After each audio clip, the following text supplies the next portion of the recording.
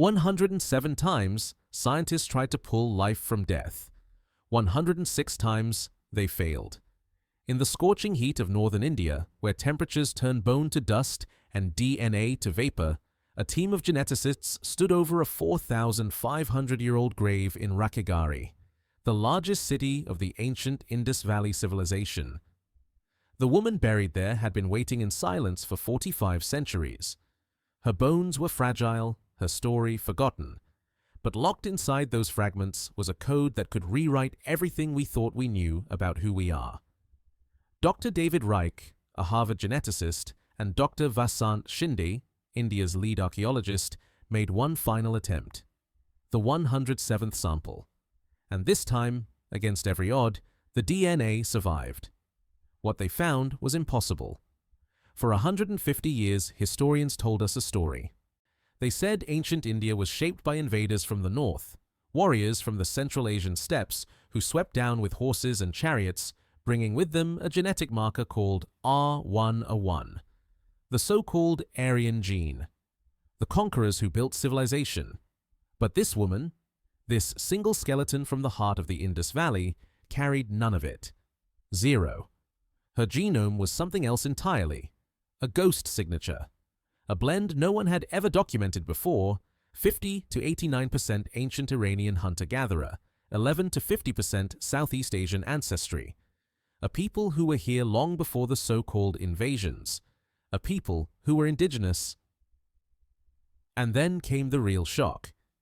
11 other skeletons, scattered across Iran and Turkmenistan, thousands of miles from India, carried the exact same genetic profile.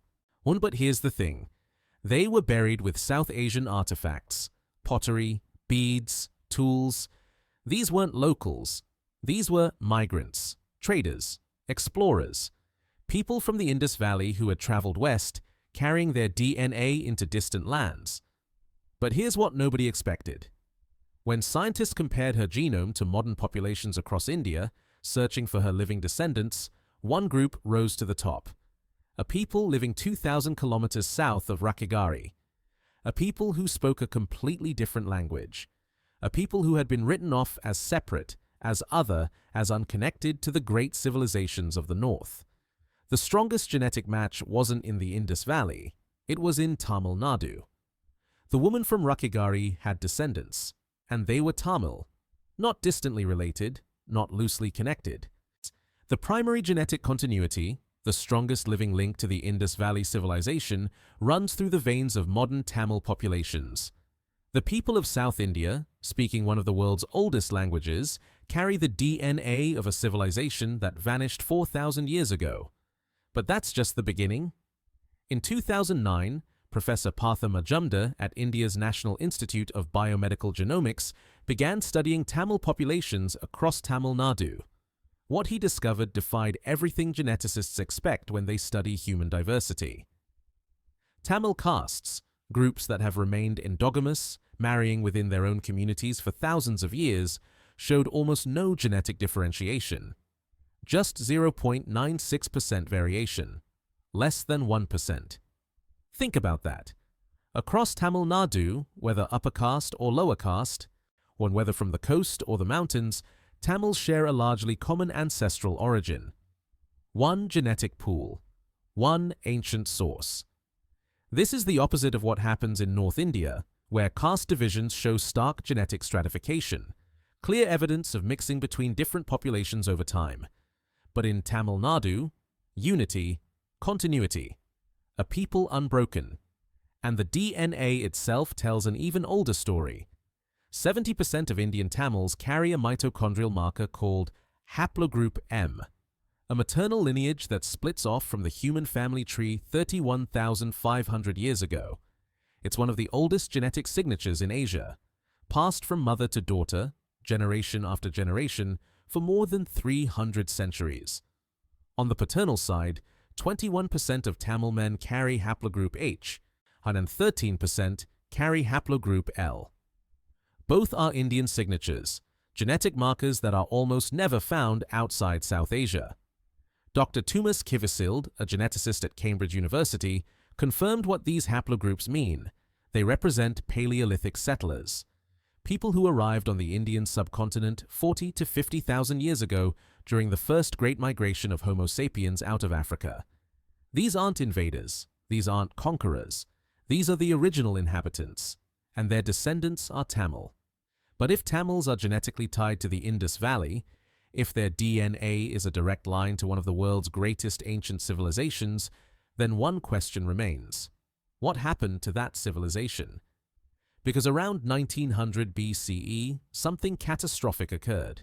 The great cities fell silent, the rivers dried, the people scattered, and the genetic trail, the trail that answers where they went, leads directly to Tamil Nadu. 1800 BCE.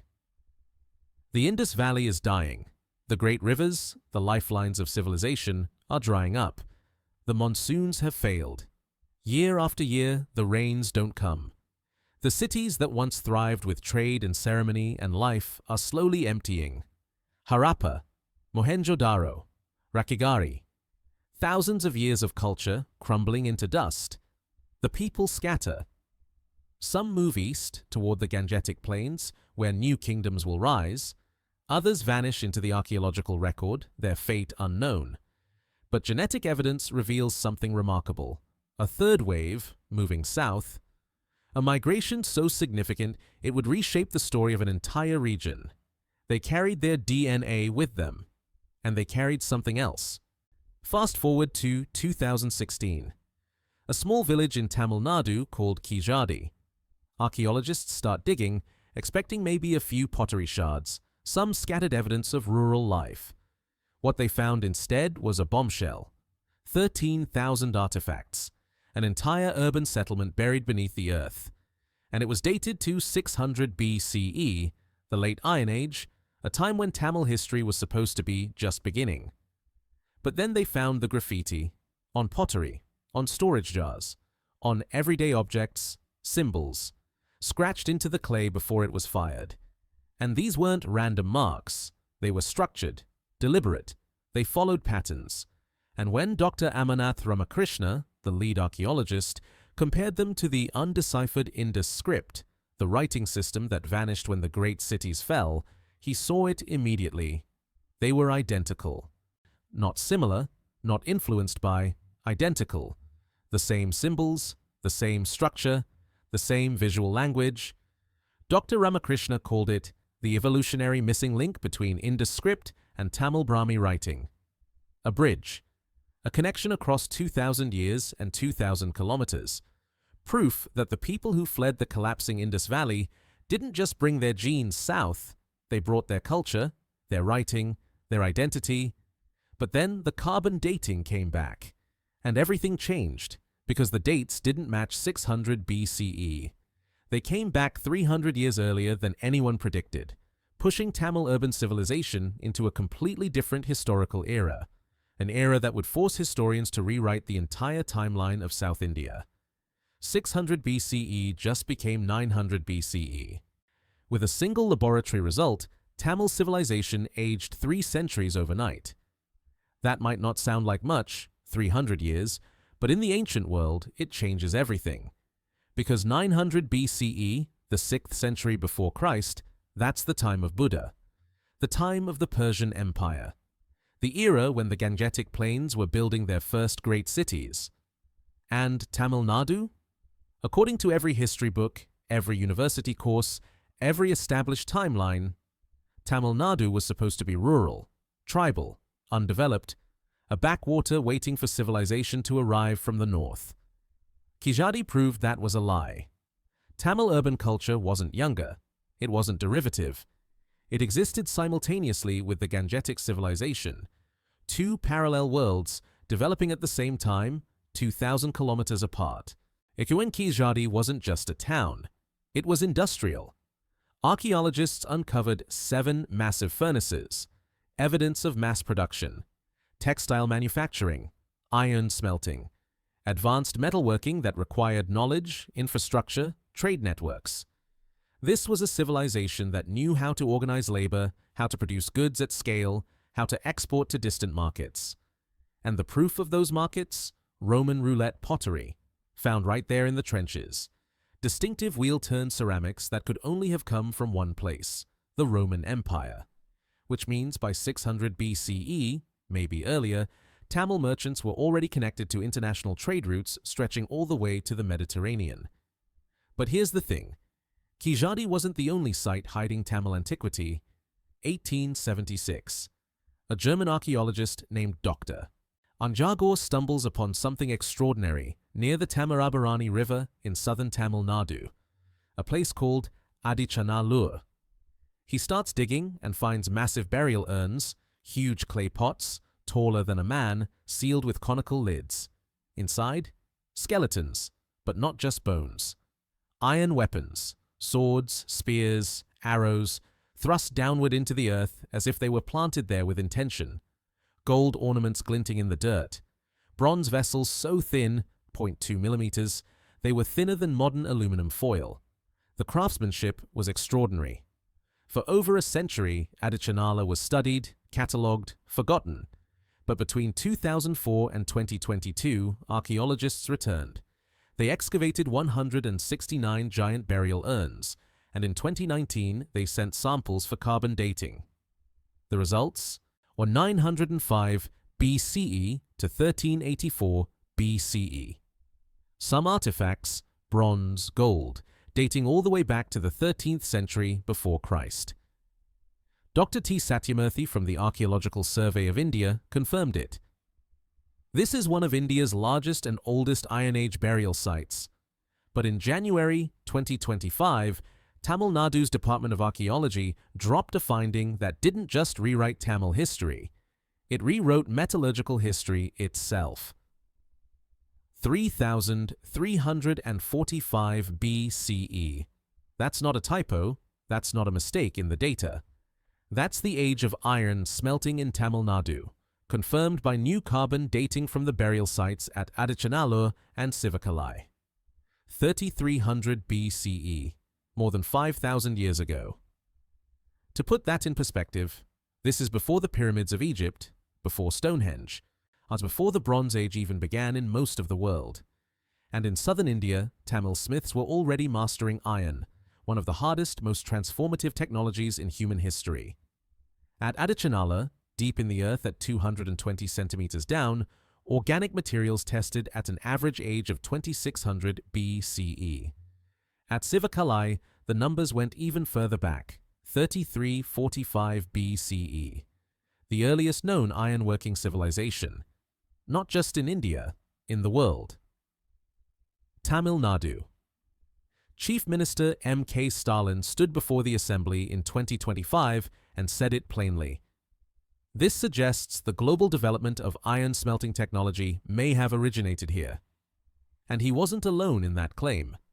R. Balakrishnan, a former IAS officer and researcher of the Indus Valley civilization, he reviewed the findings and said, "This claim is being endorsed by many acclaimed researchers. It has opened a new window of understanding." Because this wasn't just about dates, it was about what those dates meant. Iron doesn't just appear, it requires knowledge, heat, precision. You have to know which rocks contain the ore, how to build furnaces that reach temperatures above 1500 degrees Celsius, how to hammer and forge the metal into usable tools. And the Tamils didn't just figure it out, they perfected it. The Sangam poets, writing between 300 BCE and 300 CE, described blacksmiths as pillars of society.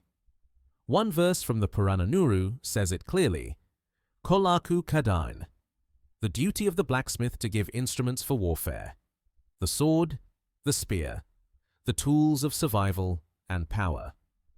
But here's the question no one was asking.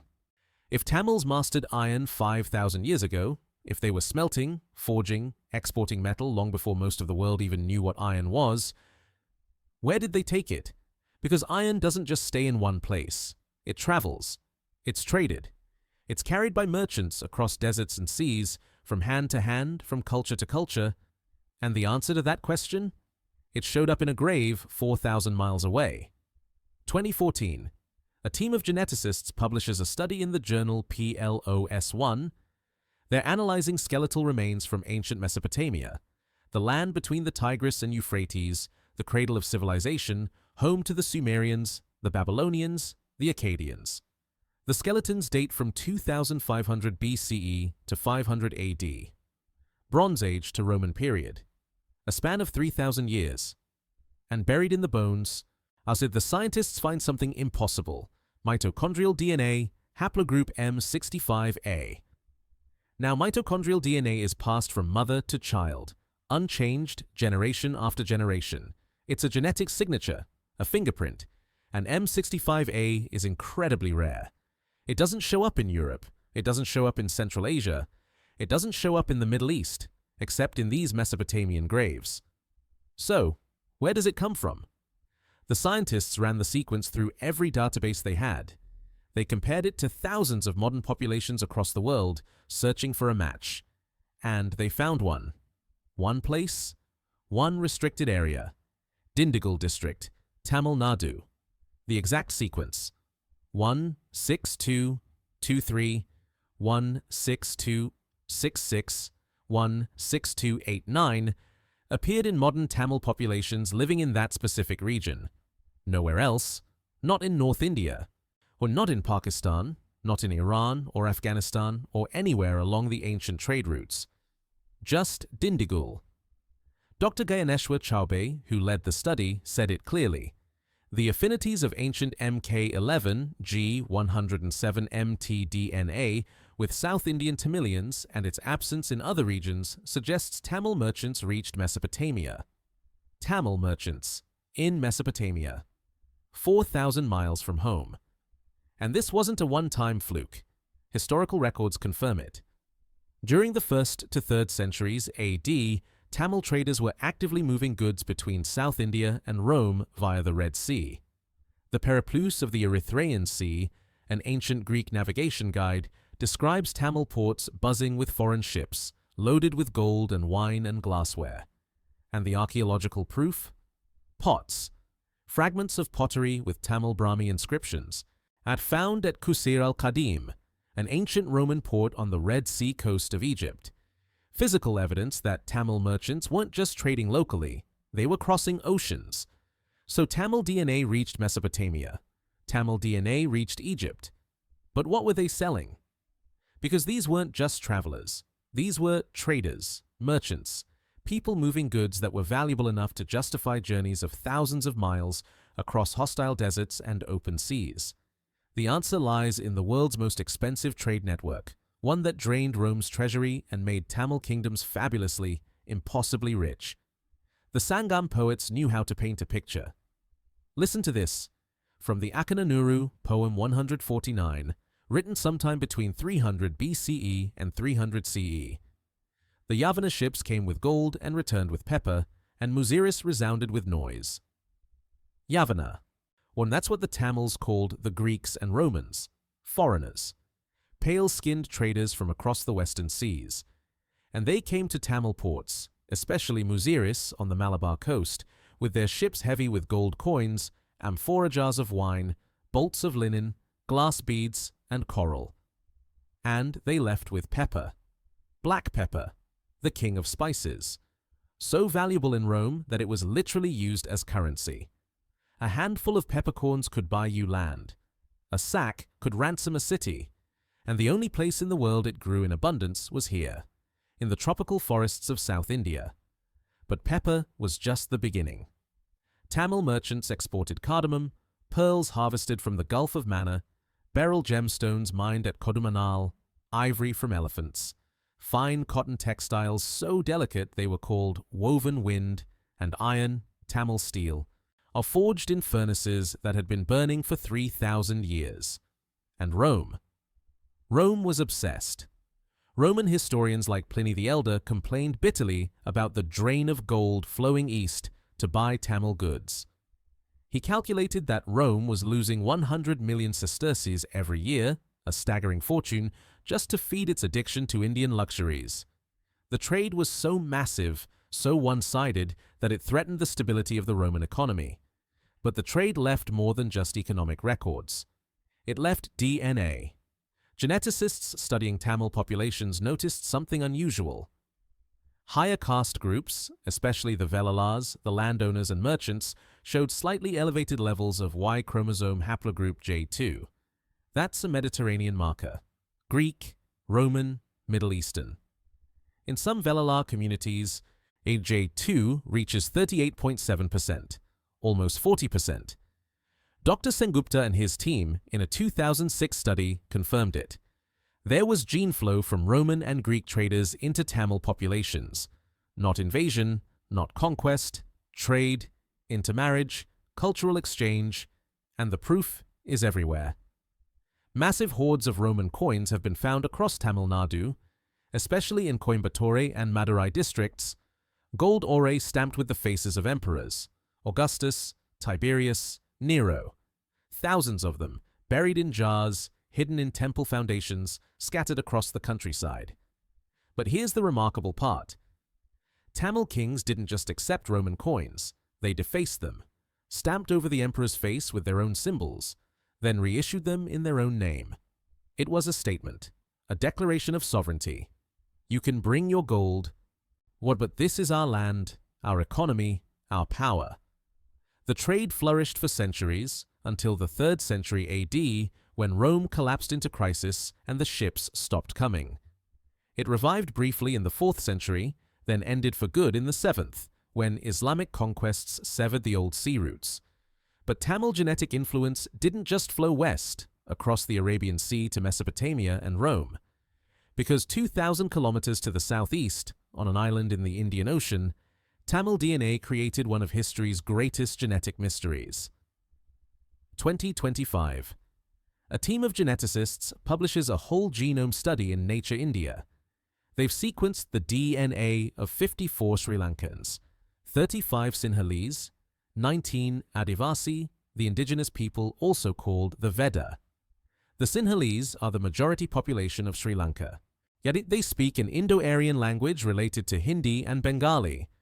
Their ancient chronicles, the Mahavamsa, the Dipavamsa, tell a story of migration from North India around 500 BCE. A prince named Vijaya, exiled from his kingdom, sailing south with 700 followers to settle the island. For centuries, that story has been treated as history, the foundation myth of a people. But the DNA tells a different story. The study revealed something shocking. The Sinhalese share 55% of their gene pool with Tamil populations, not North Indians, not Bengalis, not the Indo-Aryan speakers they claim descent from. Tamils.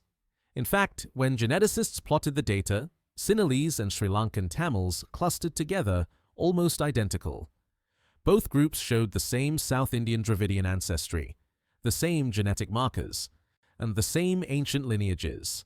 And the Veda, the indigenous hunter-gatherers who speak an isolate language with no known relatives who have lived on the island for thousands of years, they show deep genetic links to Tamil Nadu tribal groups, specifically the Irula and the Paniya, forest-dwelling communities from South India. Dr. Manasa Raghavan, one of the study's co-authors, said it plainly. There has been no major genetic input from outside South Asia in the Sri Lankan gene pool. No major input, meaning the ancient chronicles, the stories of North Indian migrations, of Aryan princes sailing south, their mythology. Beautiful, politically useful mythology, but not genetic reality. The truth? All Sri Lankans, Tamil, Sinhalese, Veda, descend from South Indian Dravidian populations. The languages diverged, or the identities diverged. The politics, the religions, the national narratives, all of it built walls between people who are, genetically, almost the same. So if everyone from Sri Lanka to Mesopotamia carries Tamil genetic signatures, if Tamil DNA shows up in graves from Egypt to Iran to the jungles of Southeast Asia, then what does that mean? It means the story we've been told is incomplete, because there's one ghost story that refuses to die. One narrative that has shaped Indian identity for 150 years. The story of an invasion. Warriors from the north. The so-called Aryans sweeping down from Central Asia with horses and chariots, conquering the subcontinent, replacing the indigenous people. But according to DNA, that invasion never happened. For 150 years, we were taught a story. So it went like this. Around 1500 BCE, warriors from the Central Asian steppes, mounted on horses, armed with bronze weapons, speaking an Indo-European language, swept down into India. They conquered the native people. They imposed their culture, their language, their gods. They became the ruling class, the Aryans, the noble ones, and the proof, a genetic marker. Y chromosome haplogroup, R101, found at high frequencies in Europeans, Central Asians, and North Indians, the signature of the conquerors. British colonial historians loved this story. It justified everything. If India had been conquered before, if its civilization was shaped by foreign invaders, then British rule was just the latest chapter in an ancient pattern. But here's the problem. The DNA doesn't support it. North Indians? Yes. So they show 30 to 40% steppe ancestry.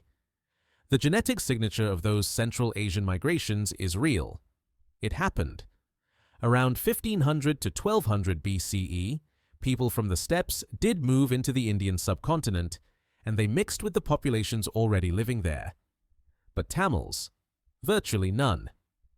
Dr. David Reich, the Harvard geneticist who sequenced the Rakhigarhi genome, said it clearly in 2019. The Rakhigarhi individual had no detectable ancestry from steppe pastoralists. None. Zero. The Tamil genetic profile remains pre-steppe. It's a direct line to the Indus Valley civilization, to the people who lived in South Asia before the migrations ever began. Tamil culture, Tamil language, Tamil DNA, they preserved an unbroken connection to pre-Aryan India. Also, Nan, when you break down the Y chromosome haplogroups in Tamil populations, using data from Dr. Sengupta's 2008 study published in BMC Genomics, the picture becomes even clearer. R101, the so-called Aryan marker, it's there. 27%. But that's significantly lower than North India, where it can reach 50, 60, even 70% in some populations. The dominant markers in Tamils are different. Haplogroup H, 21%. That's the Indian signature. A lineage that originated in the Middle East or South Central Asia 40 to 50,000 years ago and is now found almost exclusively in South Asians. Haplogroup L, 13%.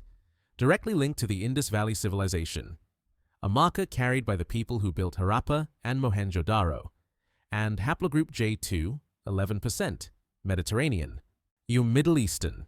Evidence of ancient trade contact with Greeks, Romans, Persians, not invasion, exchange. The genetic evidence is clear. Tamils are not the descendants of Aryan conquerors. They're the descendants of the people who were here first. But if Tamil ancestry predates the Aryan migrations, if it reaches back before the Bronze Age, before the great cities of the Indus Valley, before even the invention of writing, then how far back does it actually go? Because there's one genetic marker that holds the answer, and it's 50,000 years old. 31,500 years ago, somewhere in South Asia, a woman gave birth to a daughter. We don't know her name, we don't know where she lived, but we know she carried a mutation in her mitochondrial DNA. A tiny change, passed from mother to child, unchanged through the generations. That mutation became haplogroup M, and today it's everywhere in South India. 70% of Indian Tamils carry haplogroup M. It's a South Asian genetic signature, virtually absent in Europeans, rare in Central Asians, found nowhere else in the world with this intensity. Sub-haplogroups M5A and M2A, specific branches of the M lineage, make up 14 and 12% of the Tamil population respectively. They're almost never found in other populations. They're unique. Indigenous. A genetic fingerprint that ties Tamil identity to a single ancient source. Dr. Tumas Kivisild, a geneticist at Cambridge University, studied these lineages in 2004. His conclusion? Yet deep coalescence dates, greater than 40,000 years, for mtDNA lineages in South India indicate ancient and continuous presence. Ancient, continuous, unbroken. But there's another marker, haplogroup U2. Found in some Tamil populations, especially among tribal groups. And U2 doesn't come from South Asia. It comes from ancient Iranian hunter-gatherers, people who lived in the region before farming, before cities, before civilization as we know it. 40,000 years ago. Maybe older, which means Tamil ancestry isn't just South Asian. It's a blend, a meeting point, a genetic convergence of the first humans to leave Africa and migrate east. And the tribal populations, the Arula, the Paniya, the Kotas, they carry some of the oldest unmixed genetic lineages in all of Asia. DNA so ancient, so undiluted by later migrations, owing that it's a living window into the Paleolithic world. The implication is staggering. Tamil ancestors were among the first Homo sapiens to settle the Indian subcontinent after leaving Africa 50 to 60,000 years ago. They walked the same paths as the first explorers of Eurasia. They saw the same megafauna, the giant elephants, the saber-toothed cats, the woolly rhinos. They survived the ice ages, the droughts, the volcanic winters, and their descendants are still here. On the paternal side, the story is the same. Haplogroup H, the Y chromosome marker that appears in 21% of Tamil men, originated in the Middle East or South Central Asia and traveled to South Asia 40 to 50,000 years ago. Today, it's restricted almost exclusively to South Asians. You won't find it in Europe. You won't find it in East Asia. And it's ours. So we've traced Tamil DNA back 50,000 years. We've followed it from the first migration out of Africa, through the Paleolithic, through the rise and fall of the Indus Valley, through the age of iron and the spice trade with Rome. We've traced it across continents, across millennia, across the entire story of human civilization. But there's one mystery we still haven't solved, and it's written in symbols nobody can read. 400 symbols, thousands of inscriptions, 0 confirmed translations. The Indus Valley script is one of the greatest unsolved mysteries of the ancient world. It appears on seals, pottery, tools, even a massive signboard that once hung over the gate of the city of Dolavira. Short inscriptions, usually 5 to 7 characters long, consistent, structured, deliberate. But no one knows what it says. For over a century, linguists, archaeologists, cryptographers, even computer scientists have tried to crack it. They've compared it to every known writing system. They've run it through pattern recognition algorithms, statistical models, neural networks. And in 2009, a team of researchers published a study in Science, one of the world's most prestigious journals. They used computational analysis to examine the structure of the Indus script. And their conclusion? The patterns are consistent with natural language. Not random symbols, not decorative art, language. Which means the Indus script encodes words, sentences, ideas. But which language? Linguistic evidence points in one direction. Proto-Dravidian words have been found in ancient Mesopotamian texts. Or words like pilu, the Akkadian term for elephant or ivory, borrowed from a Dravidian root. The same root that survives in Tamil as piluru or pilaka. Asko Papola, a Finnish Indologist who has spent his entire career studying the Indus civilization, said it clearly. The uniformity of the Indus inscriptions suggests an early form of Dravidian language must have been the language of the Indus people. And then there's Kizhadi. The graffiti marks. The symbols scratched onto pottery that are structurally identical to Indus script. A bridge across 2,000 years. But the evolutionary gap remains. We don't know how the script changed. We don't know how it transformed into Tamil Brahmi, the ancestor of modern Tamil writing. We don't know which symbols represent sounds, which represent ideas, which are markers of grammar or syntax. But here's the thing. If the Indus script does encode Proto-Tamil, if it's an early form of Dravidian, then deciphering it would rewrite our entire understanding of early Indian civilization. Dr. Iravatham Mahadevan, one of Tamil Nadu's greatest epigraphers, dedicated his life to this question. He studied the Indus seals, the Kizhadi graffiti, the evolution of Tamil writing. And his conclusion? Cultural and linguistic similarities provide strong evidence for Proto-Dravidian origin of Indus civilization. Imagine what we could learn. The names of kings, the titles of gods, trade records, poetry, laws, the inner life of a civilization that has been silent for 4,000 years. One word, one correctly deciphered symbol, That's all it would take to unlock 5,000 years of history. And somewhere, in the dust of Harappa, it's in the trenches of Mohenjo-Daro, in the newly excavated layers of Kizhadi, that word is waiting.